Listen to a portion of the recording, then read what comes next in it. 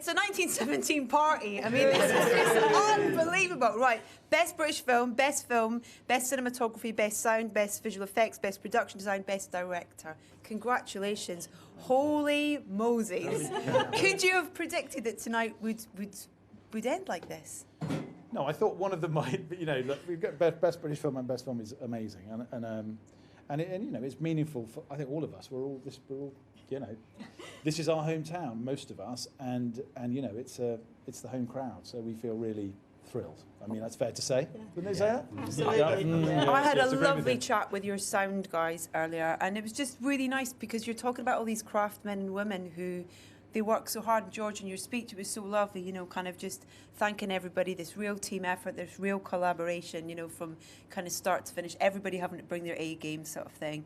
Pippa, for you, producer, one of the producers on the film, what does it mean to you for tonight and what the film has achieved? It's extraordinary, and as Sam was saying earlier, the fact that the film has connected with such big audiences out there, both here and around the world, it's just thrilling for all of us. We had a really amazing time making it, but to see so many people across the world loving it is really humbling, actually. Was it an easy thing to find? It's obviously set in First World War, and but it's not a war film. It's about human connection. It's about family. It's about Was it easy to kind of find that? I mean, writing the script together, was that the really important element for you in terms of finding the heart and the soul in these two characters in particular? Oh, I think ultimately, what 1917 is really about is what will you do to save someone you love, and that's timeless. That doesn't have to happen in a war or anything like that. So that's the message, and anyone can connect to it.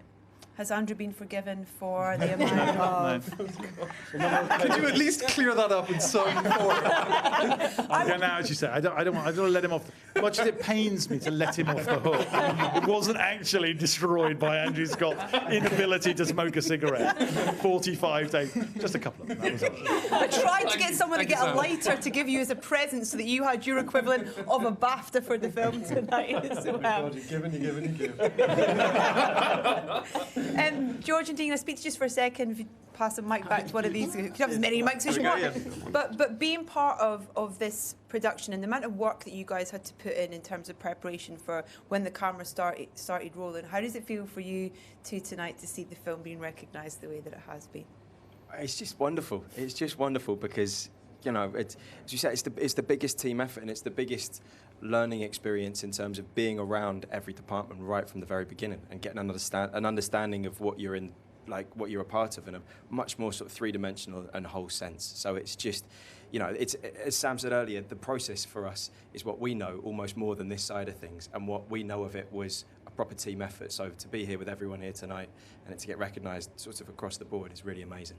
Tell you what, it's quite tricky getting a word out at Roger Deakins. He doesn't like to chat much. He's like, what? Mr. Chat himself. Yeah, what's your secret? What do I turn up to try and get the camera. It's like, you're amazing. You've just won a Bafta. He's like that. Yeah, whatever. It's like, oh God. I'm loving that you're suffering under the same thing. I love that you suffered as his director on as well. Yeah, I mean, but the funny thing is that if you on a good day with Roger, I've said this many times, you'd say almost nothing, because you've done all the talking before, and when he does actually sit one-on-one, he is an amazing person to talk to, and he sees everything, and he is a master of light and composition and camera movement and all of those things, but you can't get it out of him one-on-one with a microphone in your hand, I'm afraid. What was the biggest challenge for you in terms of coming into it as a producer as well, and the different sides that everybody that I love that idea of every producer almost has a different role that they bring towards the family sort of thing, but for you, kind of looking back on thinking, I think the biggest challenge for everybody was the weather. Yeah. Where are we going to make our day? It's the only movie I've ever done where we've fallen behind in the schedule, and then the very next day we've been 2 days ahead. So wow. it was quite extraordinary, and we all became weather experts. Actually, Callum can speak to this much better than me. New hobby, or one you'd never ever have to think about ever again? No, it's great. I love looking at that one. He's got many apps, let me tell you, many weather apps. All the weather apps. Can I just finish with you two, because the idea of coming in is this wonderful ensemble cast, and I don't know, was it a really different experience for you both in terms of you had really important little parts to this jigsaw puzzle, which is just, still can't quite get my head around how it all falls into place. But what was it like for you being...